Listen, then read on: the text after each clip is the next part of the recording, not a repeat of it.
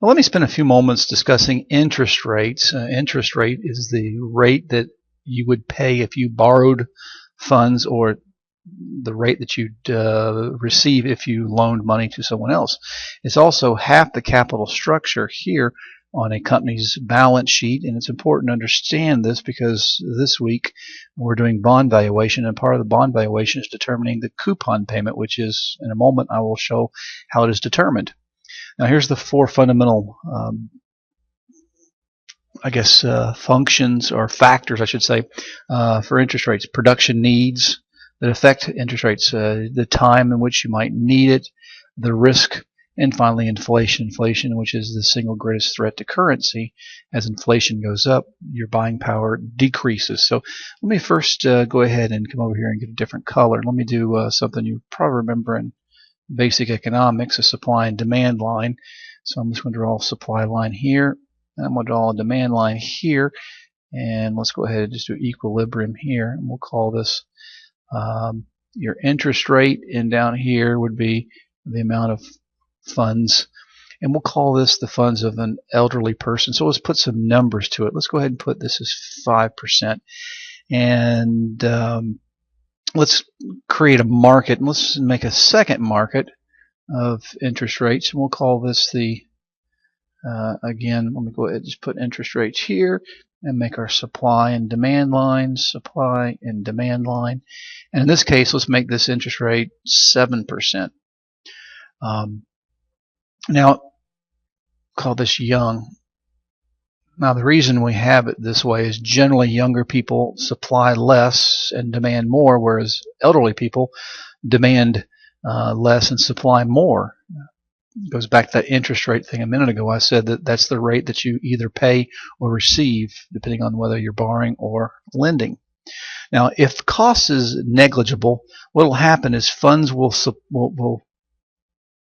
move from here to here. Why is that? Well, the older people don't need it, so what will happen is this supply line then will shift down to here, supply 1, and you see what it in essence has done to interest rates. It's brought them down, and of course it has increased the supply of cash. What has it done over here? Well, what has happened over here is the demand has, the supply has diminished because it's left over, so this supplies went up here. So you can take a look, the supplies went down and interest rates have actually risen slightly. And this is how the markets will become at equilibrium, as long as there's no transactional costs for this to occur. Now, let's look at the determining factors of market interest rates. I'm going to go back to my original color here, and I'm going to draw another curve for us, the one that's in the textbook. And I'm going to put interest rate here, and I'm going to put time here. And I'm just going to put some slash. We'll call this the 1. We'll call this a 5. We'll call this a 10. We'll call this 30 years. We'll put this in years. Now the first thing, I'm going to go ahead and draw this line here, the different color here. And I'll try to draw the best I can. It slopes up, and then it kind of does this. It's still going to be higher, but you can take a look at, first of all, this spot right here is usually steeper and more volatile than the further down. Why is that? Well, one is the Fed controls this through the open market operations, and number 2 is that long-term rates are an average over 20 to 30 years. Therefore, it doesn't change as radically as it does in the short term.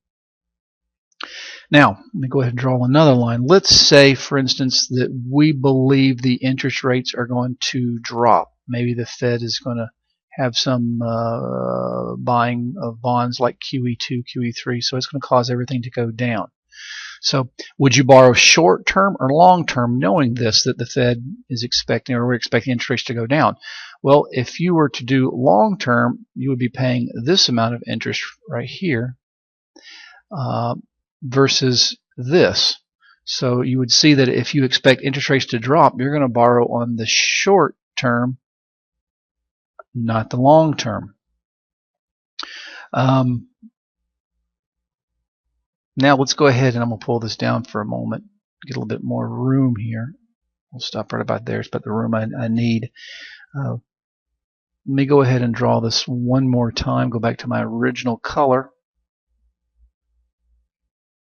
Use my 1 year, 5 year, 10 year, and 30 year. Oh, by the way, this right here, I'm going to put a little star here for just for the purpose of, that's the 10 year. I'd pay close attention to that if you are going to borrow money in the future, because generally most of our mortgages are based upon this. Usually what I tell people is that if you find this rate, let's say it's 2% right now, 2%. If you add 150 basis points, which is about 1.5% onto this, usually you can find what the 30-year mortgage rate is. So you watch this closely. If it goes down, our 30-year mortgages go down. If it goes up, our 30-year mortgages have went up. Let me draw that line one more time using that original color. Not very good here. This is actually calculated by this rate is actually calculated by a risk. We call this R star, which is a rate of interest in a world without inflation, plus our inflation premium. There's our inflation premium. This is usually also called the risk-free rate, the risk RRF, and that's usually what we call treasuries. Now, if I go ahead and add one more risk, we call it maturity risk premium, which is a time premium, which just tells me that that's why that line is upward sloping. Now I'm going to grab a different color, because this different color, let's do this color instead.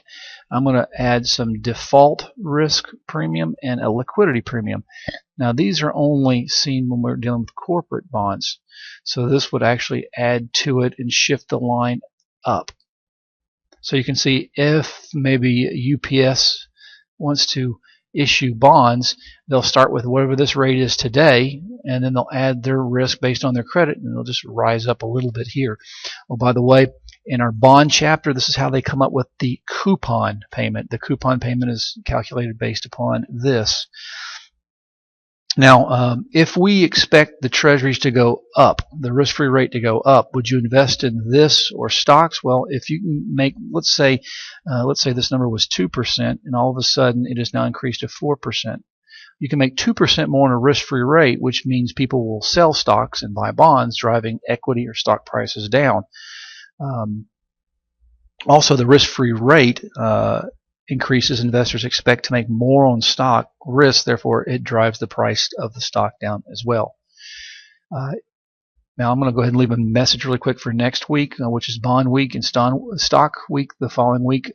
Be a little cautious. If you need any help, please email me. It gets quite difficult at times, so don't stop. Send me an email whenever you get kind of bogged down.